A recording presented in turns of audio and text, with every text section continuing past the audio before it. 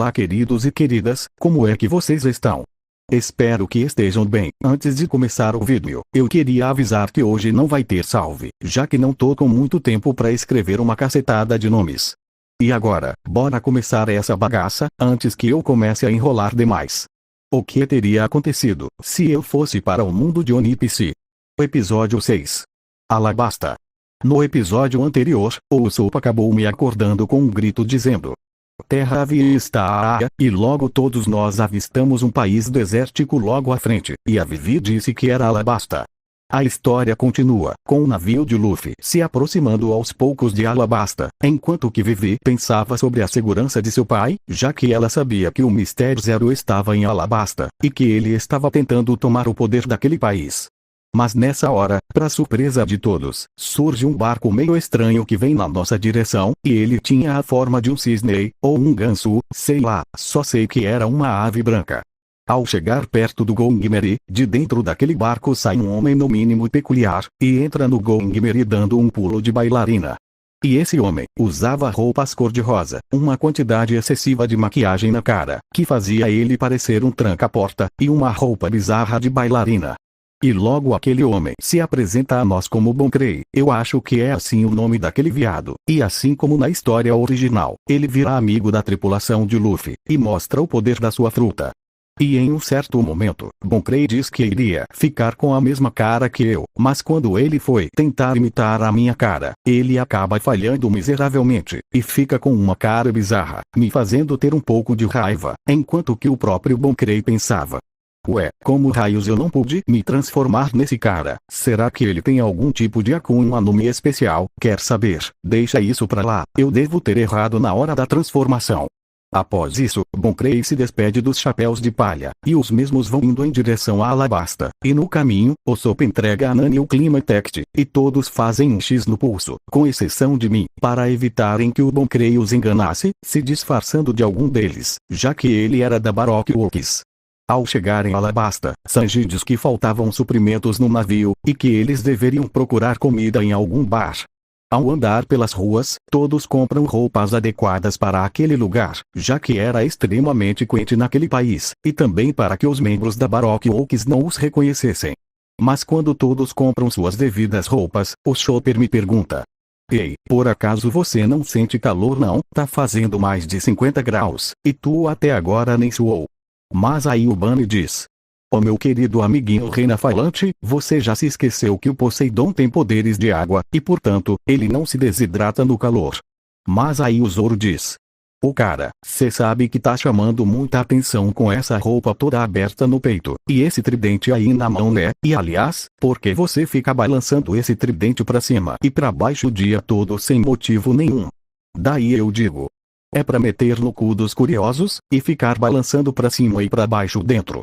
E assim como na história original, enquanto andávamos por uma rua, todos nós acabamos vendo Ace lutando contra Smoke, até que Ace passa correndo por Luffy, e diz a ele pra fugir. E ao ver que Luffy estava ali, Smoke começa a perseguir Luffy, enquanto que o mesmo corria ao lado de Ace, e o resto da tripulação se separava. E como eu tava com preguiça de lutar com o Smoke, eu saio correndo pra longe dali, enquanto que ia observando constantemente o Luffy, pra evitar que algo ruim acontecesse com ele. Ao fim da correria, Luffy despista Smoke, e tem uma breve conversa com Ace.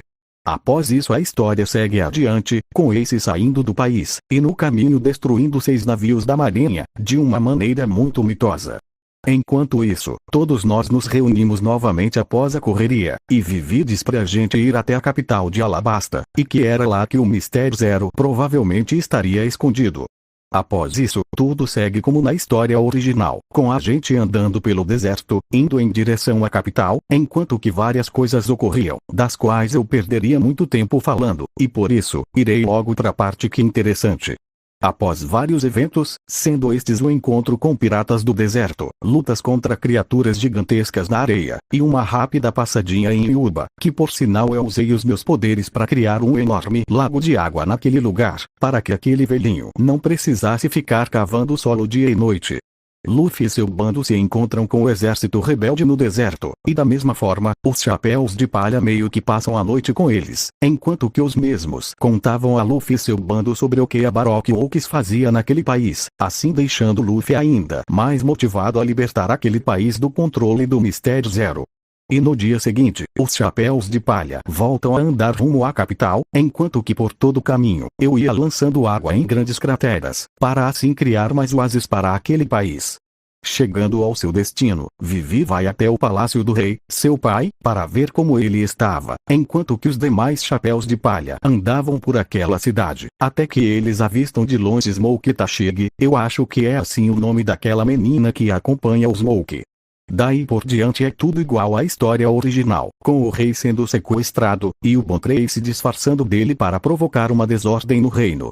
Depois de tudo isso, uma grande revolta se inicia por toda a cidade, envolvendo cidadãos, piratas, e marinheiros, e logo Vivi se encontra com os Chapéus de Palha, e diz a eles que o Mistério Zero deveria ser o Crocodile, que era um Shichibukai, que há muito tempo tentava tomar o poder daquele país. E quando os Chapéus de Palha já iam atrás do Crocodile, eis que os Smoke e Tashig avistam eles e começam a persegui-los, enquanto que todos mais uma vez se separavam. Após isso, a maioria dos Chapéus de Palha acaba entrando em um cassino, no intuito de despistar Smoke lá, mas após um tempo andando por aquele lugar, eles acabam sendo pegos em uma armadilha, inclusive Smoke e Tashig, que ficaram presos com eles em uma espécie de cela de prisão subterrânea, da qual as grades eram feitas de um material que suprimia os poderes dos usuários de Akuma no Mi. E só quem não estava lá era eu e o Sanji, que estávamos procurando pistas do paradeiro de Luffy, até que eu acabo descobrindo de um velhinho, que um moleque doido com chapéu de palha, entrou correndo no cassino do Crocodile, e junto com ele foi uma galera bem estranha. E assim, eu e o Sanji entramos no cassino, eventualmente descendo a porrada nos seguranças que tentavam impedir da gente passar. Após um tempo procurando por Luffy e seu bando, nós finalmente os encontramos, e para nossa surpresa, o Mr. Tree estava na frente da cela deles, debochando de Luffy, enquanto que dizia que eles iriam morrer afogados.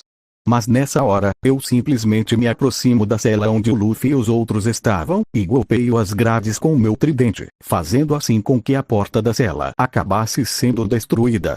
Após isso, o Smoke dá uma surra no Mr. Tree, por ter debochado dele, e logo vai embora dali, e para de perseguir temporariamente o Luffy, enquanto que o mesmo vai à procura de Crocodile para o derrotar.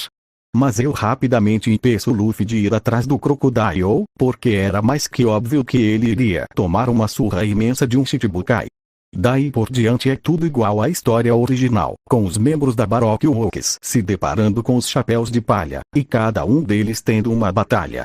E como na história original, os Chapéus de Palha vencem os membros da Baroque Works, mas a população ainda estava brigando entre si, e assim, Vivi vai até o palácio, e de lá ela vê que o exército rebelde estava vindo participar do grande alvoroço que estava ocorrendo nas ruas, e que o seu amigo de infância estava no comando do exército. E num ato de desespero, Vivi ordena a guarda real para explodir o palácio, e assim chamar a atenção de todos. Mas quando os soldados estavam prestes a fazer isso, e a Vivi iria dar a ordem, a Robin, ou Miss Sunday, impede que Vivi desse aquela ordem, e a leva para dentro do palácio, enquanto que bloqueava a passagem da guarda real, utilizando os poderes da sua fruta para criar vários braços nas portas do palácio. Daí por diante é quase tudo igual à história original, com a Robin levando a Vivi até seu pai, que por sua vez estava gravemente ferido encostado em uma parede, enquanto que na frente dele estava Crocodile, dando aquela risadinha horrorosa, que sinceramente, na minha opinião, a Netflix devia estar com preguiça de colocar outra voz, porque na moral, aquela risada é feia demais. Após uma rápida discussão com Crocodile, o mesmo vai até a varanda do palácio, e vê todo o caos que estava ocorrendo, e dá uma risada diante daquilo tudo, até que ele olha para baixo, e vê Luffy na entrada do palácio, e quando Luffy vê Crocodile, ele usa o seu poder de borracha para chegar até onde Crocodile estava. E assim, se inicia uma luta entre Luffy e Crocodile, mas Luffy da mesma forma que na história original acaba perdendo, e é totalmente desidratado pelo vilão. E quando Luffy já ia morrer de desidratação, eu vou até ele, e lanço água nele, e logo olho para cima, e vejo Crocodile.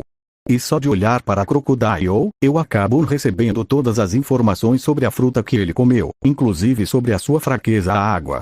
Após isso, eu levo Luffy até um lugar seguro, enquanto que os demais membros da tripulação de Luffy tentavam resolver a confusão nas ruas, e ao mesmo tempo impedir que uma tal bomba relógio fosse ativada, da qual iria matar todas as pessoas que estavam na cidade, incluindo o exército rebelde e os marinheiros. Enquanto isso, Robin e Crocodile saem do Palácio do Rei, e vão até um lugar em específico, do qual Robin ao chegar lá aciona um mecanismo secreto, causando um mini terremoto, para logo em seguida uma passagem secreta se abrir no chão, revelando uma espécie de catacumba. Daí Crocodile e Robin entram lá, e assim como na história original, lá tinha um poliglifo enorme, do qual a Robin dá uma interpretação, mas logo Crocodile descobre que Robin mentiu sobre o que estava escrito ali, e assim ele a joga no chão, e se aproxima dela.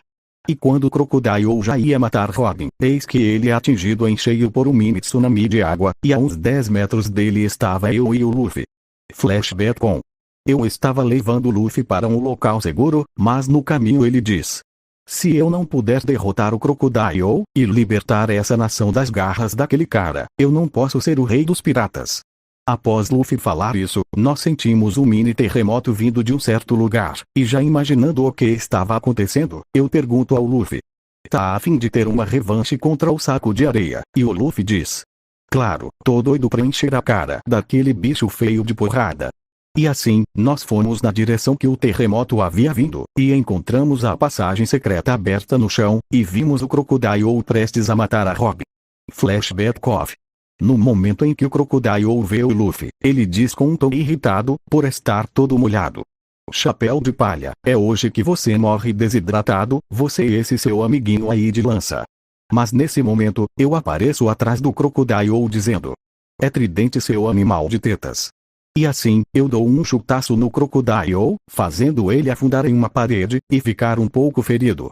Mas quando eu já ia me aproximar para finalizar ele, o Luffy me impede dizendo: ei Poseidon, deixa comigo, o assunto entre eu e ele é pessoal. E assim como na história original, Luffy enfrenta Crocodile e o derrota da mesma forma, destruindo toda a catacumba no processo.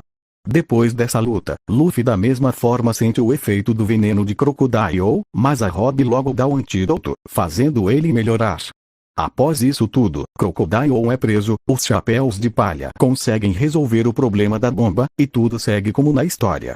Depois que tudo se normaliza no reino de Alabasta, o rei convida Luffy e seu bando para um banquete, e eu também sou convidado. Durante a comilança, Luffy estava comendo que nem um condenado, enquanto que eu mal estava comendo alguma coisa, já que é sempre bom desconfiar daquilo que você come.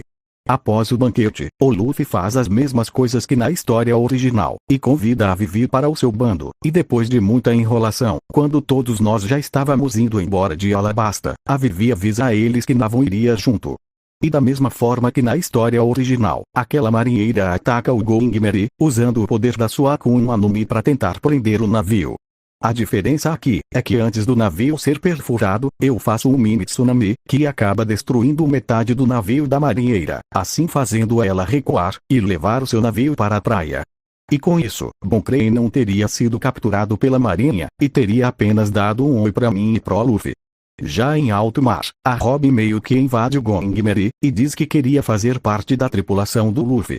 A princípio todos ficam desconfiados, mas logo a Nami a aceita como companheira, quando ela entrega as joias que o Crocodile tinha. E assim, Nico Robin entra pros chapéus de palha, enquanto que Nami olhava as joias e dizia: meu precioso. Eu em meus pensamentos. Eu sabia que a Nami era gananciosa e tals, mas não achei que fosse tanto, ao ponto de agir feito um bandido dos mares chamado Kakuzu. Após isso, o barco de Luffy continua navegando, até que chegamos em uma certa ilha.